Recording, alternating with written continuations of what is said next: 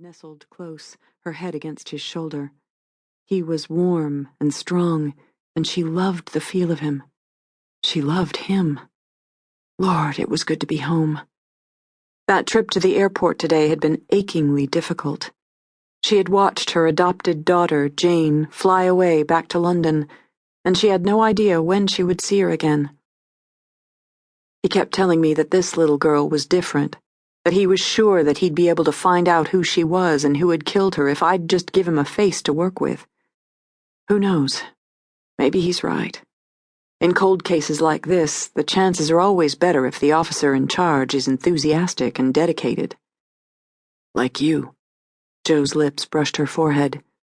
Maybe he thinks he's found a soulmate. Oh, I'm dedicated. Enthusiastic? She wearily shook her head. Not now. I'm too tired. There have been too many children in my life who have been killed and thrown away. I'm not as enthusiastic as that young officer is. I'm only determined. And sad. Sad? Joe straightened and looked down at her. Yes, I'm definitely feeling the sad part. But it's not only about that skull in the box over there, is it? His hand gently cupped her cheek. Jane? I could have taken her to the airport. I thought you wanted to do it. I did want to do it. It may be the last time we see her for a while.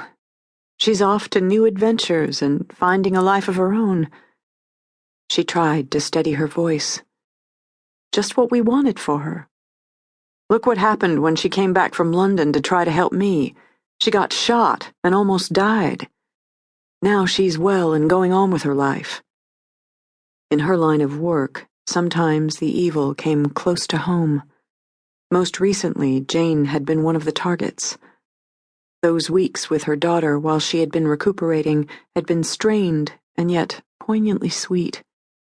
Jane had come to them when she was 10 years old, and she had been more best friend than daughter to Eve. But that hadn't changed the love that had bound them all these years.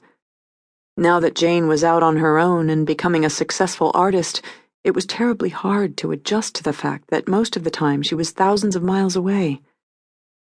It's exactly what she should be doing. What's here for her? Hell, I'm a workaholic and always involved with a reconstruction. You're a police detective who they tap to work cases that don't give you normal hours either. It was just difficult to see her get on that plane. And you didn't let her see one bit of that pain, Joe said quietly. You smiled and sent her on her way. That's what every parent does. It always comes down to letting them go. And more difficult for you than for others. First you had to let go of Bonnie when she was killed. Now Jane is moving out of our lives. Not out. Just away. She made a face. And evidently I couldn't let go of Bonnie because I insisted on keeping her with me alive or dead. I was so stubborn that whoever is in charge of the hereafter let me have my little girl's spirit to visit me now and then. Though she had initially resisted that blessing. She had thought she was hallucinating, thought that grief had made her mind fly to any solace possible.